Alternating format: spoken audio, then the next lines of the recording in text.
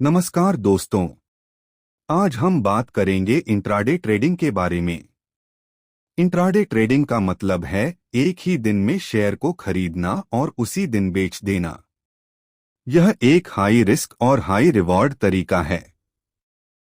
अगर सही ज्ञान और अनुशासन के साथ किया जाए तो अच्छा मुनाफा मिल सकता है, लेकिन अगर बिना प्लान के ट्रेड किया जाए तो बड़ा नुकसान भी हो सकता है। सबसे पहले समझते हैं कि इंट्राडे ट्रेडिंग में सबसे जरूरी चीज क्या है। जवाब है मार्केट की समझ। आपको यह पता होना चाहिए कि मार्केट कैसे चलता है, प्राइस क्यों ऊपर जाता है और क्यों नीचे आता है। डिमांड और सप्लाई का नियम यहां भी काम करता है। जब खरीदार ज्यादा होते हैं तो प्राइस ऊपर जाता है, और जब बेचने वाले ज्यादा होते हैं तो प्राइस नीचे आता है। अब बात करते हैं सही स्टॉक चुनने की। इंट्राडे में हमेशा हाई लिक्विडिटी वाले स्टॉक्स चुनें, यानी ऐसे शेयर जिनमें रोज ज्यादा मात्रा में खरीद फरोख्त होती हो। कम वॉल्यूम वाले शेयरों में फंसने का खतरा ज्यादा होता है। साथ ही वोलेटाइल स्टॉक चुनें, जिनमें दिन के दौरान अच्छा मूवमेंट आता हो। अगर मूवमेंट ही नहीं होगा तो प्रॉफिट कैसे बनेगा। तीसरी महत्वपूर्ण बात है सही समय। मार्केट खुलने के बाद सुबह 9:15 से लेकर लगभग 10:30 तक काफी वोलेटिलिटी रहती है। इसी तरह दोपहर 1:30 से 2:45 तक भी अच्छा मूवमेंट देखने को मिलता है। शुरुआती समय में जल्दबाजी न करें। पहले मार्केट का ट्रेंड समझें, फिर एंट्री लें। अब बात करते हैं स्टॉप लॉस की। इंट्राडे ट्रेडिंग में स्टॉप लॉस आपका सबसे बड़ा सुरक्षा कवच है। अगर आपने 100 रुपए पर शेयर खरीदा है तो पहले से तय करें कि अधिकतम कितना नुकसान सह सकते हैं। जैसे 95 रुपए पर स्टॉप लॉस लगा दिया। अगर मार्केट आपके खिलाफ जाता है तो नुकसान सीमित रहेगा। बिना स्टॉप लॉस के ट्रेड करना मतलब बिना ब्रेक की गाड़ी चलाना। इसी तरह टारगेट भी पहले से तय करें। लालच में आकर टारगेट बार बार न बदलें। कई बार ट्रेडर छोटा प्रॉफिट देखकर जल्दी निकल जाते हैं और नुकसान वाले ट्रेड को पकड़े रहते हैं। यह सबसे बड़ी गलती है।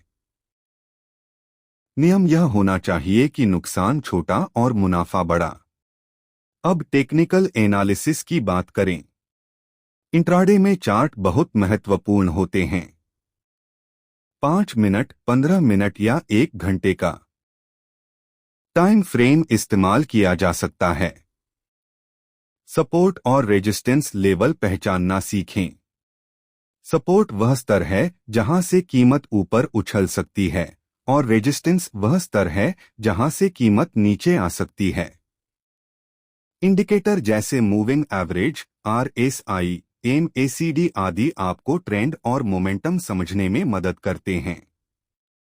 लेकिन याद रखें, सिर्फ इंडिकेटर पर निर्भर न रहें। प्राइस एक्शन समझना ज्यादा जरूरी है।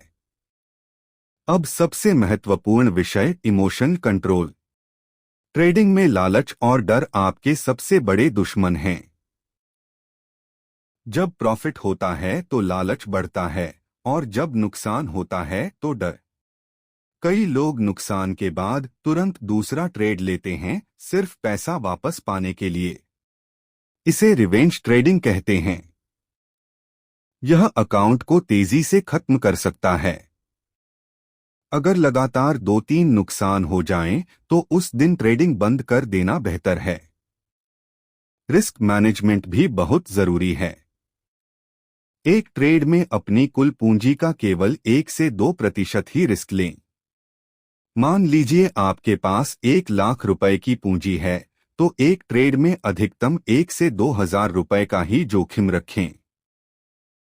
इससे आपका अकाउंट लंबे समय तक सुरक्षित रहेगा। मार्जिन ट्रेडिंग को समझदारी से उपयोग करें। ब्रोकर्स अतिरिक्त फंड देते हैं जिससे आप बड़ा ट्रेड ले सकते हैं, लेकिन याद रखें, जितना बड़ा मार्जिन उतना बड़ा जोखिम।